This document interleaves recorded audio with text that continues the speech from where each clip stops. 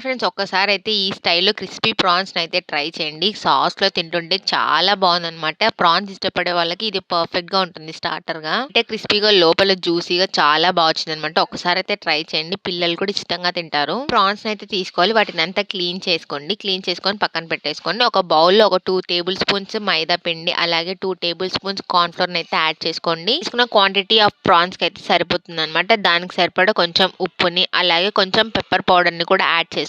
Add చేసుకొని వీటన్నిటిని మసాలాను ఒకసారైతే మిక్స్ చేసుకోవాలి.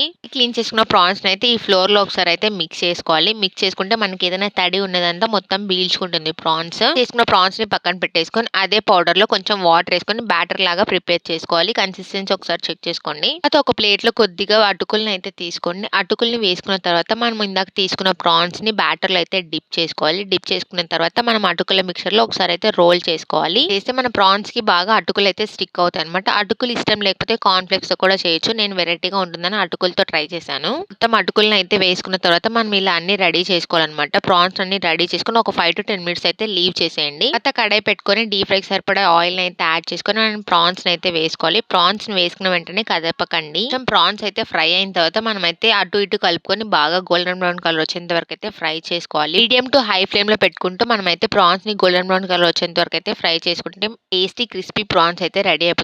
సర్వ్ చేసుకునేటప్పుడు కెచప్‌తో సర్వ్ చేసుకుంటే బావుంటుంది. రెడీ చేసుకొని మనం సాస్‌లో డిప్ చేసుకొని తింటుంటే బయట కరకర సౌండ్, అలాగే లోపల జ్యూసీగా ఉంటుందన్నమాట ప్రాన్స్. ఇలాంటి ఇంట్రెస్టింగ్ రెసిపీస్ కావాలంటే ఈ ఛానెల్‌ని ఫాలో అవ్వండి. ఈ వీడియో నచ్చితే please like, share, subscribe to my channel.